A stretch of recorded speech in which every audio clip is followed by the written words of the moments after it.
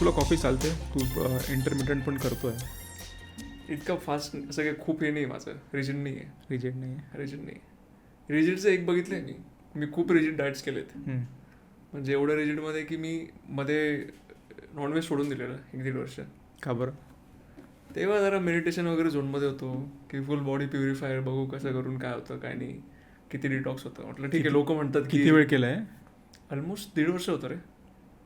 म्हणजे एक माणूस जो वयाच्या 22 वर्षापर्यंत एकदमच हार्डकोर खातोच आहे आणि मेडिटेशन वगैरे करायला लागलो. म्हटलं सोडून बघू काय, लोक म्हणतात की सोडल्यावर चांगलं होतं आणि मला सवय की म्हटलं करून बघू. झालं तर झालं, नाही झालं. झालं का चांगलं? चांगलं होतं तेवढ्या वेळापुरतं. म्हणजे मी रेट करेल माझी बॉडी त्या टाईमला, म्हणजे फक्त नॉनव्हेज खाणंच हा एक नव्हता. त्याच्यामध्ये खूप जास्त रुटीन होती. सकाळी ब्रह्ममुहूर्ताच्या आधी उठून गार पाण्याने आंघोळ, मग इंटेन्स मेडिटेशन, मग थोडा योगा, मग रनला पण जायचो. 1 किलोमीटर 5 किलोमीटर पळून यायचो. त्याच्यानंतर बसायचो जरा, ते रात्रीचे शेंगदाणे भिजत टाकले असायचे. 1 नीमची गोळी, 1 हळदची गोळी बनवली असायची, ती खायचो. दिवसभर इंटरमिडिएट फास्टिंग, पण त्याच्यामध्ये तुझं हे पण नाही, नॉनव्हेज नाही, नॉर्मल जेवण, खूप शांत जेवण.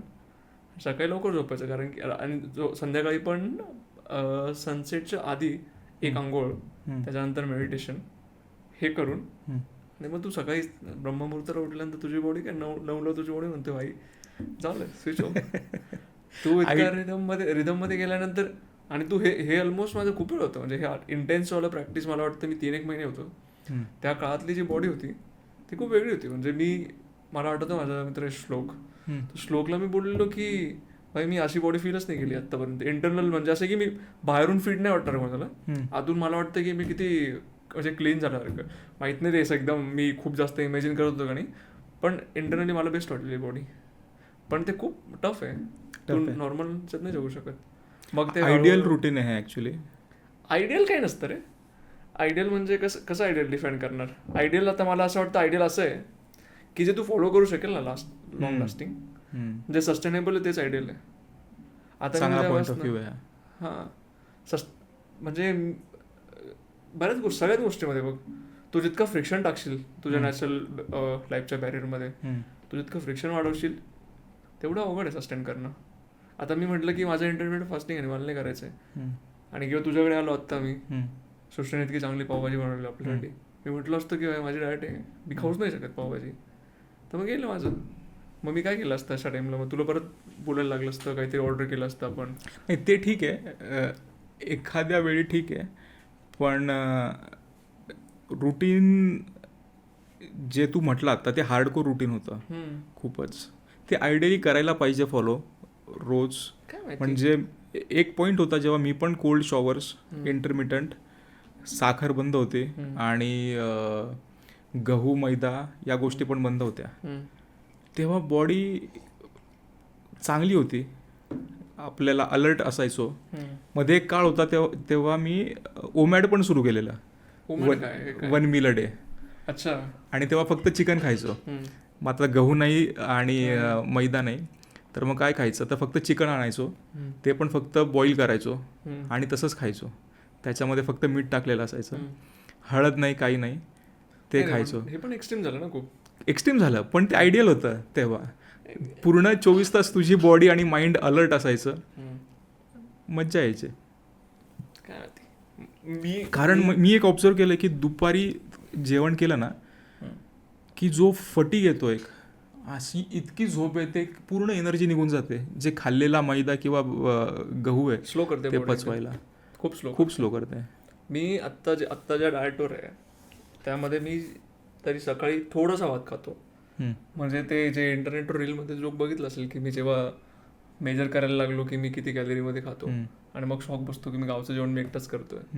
पण जेव्हा तू त्या पोर्शन कंट्रोलमध्ये खरंच येतो आणि की तू 100 ग्रामच्या खाली राईस खायला लागतो, थोडंसं अगदी खाल्ला नाही खाल्ला तरी असं वगैरे, ते खाल्ल्यानंतर तू पेअर कर चांगल्या प्रोटीनने, 50 ग्राम वगैरे प्रोटीन ठेव तुझ्या डाएटमध्ये एक लंचमध्ये, आणि एकदा खाल्लं ना पोट भरलेलं असतं रे, प्रॉपर भरलेलं असतं पोट. आणि एनर्जी पण छान युटिलाइज होते, ते स्लोली ड्रेन होते. असं नाही की एकदम अचानक डीप होते. तू कधी असं भात खाल्लंय खूप आणि असं 1 तासानंतर असं वाटतं की तेच गेली एनर्जी. किटोन्सचा तोच हे, जर तू फॅटी किंवा प्रोटीन बेस्ड डाएट असेल तुझं, ते किटोन्स स्लोली बर्न होतात रॅदर दॅन ग्लुकोज. मला काय म्हणजे फुल आयडिया तर नाही आहे, मी काय फार याच्यात विचार नाही केला आहे. त्यामुळे किटोसिस म्हणतात जेव्हा तू एक्स्ट्रीम फास्ट करतो, म्हणजे इंटरमिटंट फास्टिंग, कार्ब्स पूर्ण तू डाएटमधून बाहेर टाकलेत आणि जर फक्त तू फॅट आणि प्रोटीनवर तुझा डाएट आहे, तर तुझी बॉडी किटोसिसमध्ये जाते. आणि किटोन्स वर जेव्हा चालते बॉडी, तेव्हा ती बऱ्यापैकी इफिशियंट असते ग्लुकोजपेक्षा. हां, म्हणजे आता बघ, मी जेव्हा आता याचे पण खूप आहेत. मी आता सध्या लास्ट नोव्हेंबरपासनं जर हे चालू केलं की म्हटलं बघू ऋषीमुनींनी काहीतरी विचार करूनच केला असेल की महिन्यातून 1 दिवस एकादशी येते आणि मग काही खायचं नसतं. आता ते वेगळं झालं की आपल्या कल्चरमध्ये एकादशीवर साबुदाणा पण चालतो आणि मग वेपर्स पण चालतात. ते आत्ता हल्ली लो कॉस्ट हे आहे की एकदा तुम्ही खाल्ला आणि तुम्हाला पटकन भूक लागणार नाही, त्रास होणार नाही. त्यामुळे ते आत्ता 100 वर्ष पण झाले नसावे माझ्या मते साबुदाणा. आणि कारण हे इथलं नाहीच आहे. आपलं तर साबुदाणा तर आपलाच नाही आहे. नाही, असं इन जनरल साबुदाणा पण नाही म्हटलं तरी पण लोक खूप खातात रे, खूप खातात. चिप्स खातील, फ्रुट्स खातील, बनाना चिप्स खाणार, साबुदाणा खाणार, अजून काय काय. म्हणजे नॉर्मल दिवसात पण इतकी कॅलरी नाही खात. तो तळलेला साबुदाण्याचा चिवडा वगैरे आणतात, तेच आहे. नॉर्मल दिवसामध्ये पण खात नाही एवढं, तेवढं खाल्लं जातं उपवासाच्या दिवशी. म्हणजे एवढं समज विचार कर किती वर्षापासून आपल्याकडे एकादशी वगैरे चालू आहे. इतक्या वर्षापासून लिहिलंय ऋषींनी वगैरे, काहीतरी विचार केला असेल. म्हणजे मी त्यात जात नाही काय विचार केला असेल वगैरे, पण माझं म्हणणं असं आहे की जर तुम्हाला ट्राय करायचं आहे तर थोडं बेसिक नॉर्मल त्या लेवलला करा. म्हटलं ठीक आहे, करूयात आपण. मग मी नोव्हेंबरपासून सुरू केलं, महिन्यातून एकदा करायचं. आणि मग मी एकादशी फॉलो नाही केली. म्हटलं मी जर एकादशी फॉलो केली तर मग ते देवासारखं होऊन जाईल मला, की कुठली एकादशी कशी आहे. आणि मग कोणाला विचारलं की तू एकादशीच्या दिवशी उपवास करतो, आणि मग तो टॅग होऊन जाईल आणि मग मला ते टॅग सोबत जगायला लागेल. आणि टॅगबद्दल असं वाटतं की तू एकदा टॅग घेतला ना, मग तू प्रूव्ह करायला लागतो की अरे मला टॅग प्रूव्ह करायला लागेल. म्हटलं ठीक आहे, आपण महिन्याच्या 15-16 तारखेच्या आसपास ठरवून घ्यायचं, तेव्हा एकदा उपवास करायचा. 1 महिना झाला की काय करतो मग? पूर्ण वॉटर फास्टिंग, पूर्ण वॉटर फास्टिंग, काहीच नाही खात, काहीच नाही. खूप आयडियल आहे. अरे खूप म्हणजे बॉडी इतकी, म्हणजे पहिल्यांदा जेव्हा मी केलेलं तेव्हा मला पहिल्यांदा वाटलं की म्हणजे मला अजून पण माहीत नाही, मला वाटतं मी अजून पण एक्सपेरिमेंट फेजमध्ये आहे. तर मी अजून तर डॉक्टर्स वगैरे कन्सल्ट नाही केले, तर माहीत नाही. तर असं आहे की मी 2-3 वेळा जेव्हा डाएट केला, हा जो फास्टिंग केला, त्याच्यानंतर दुसऱ्या दिवशी मला सकाळी थोडेसे जुलाबसारखे झाले.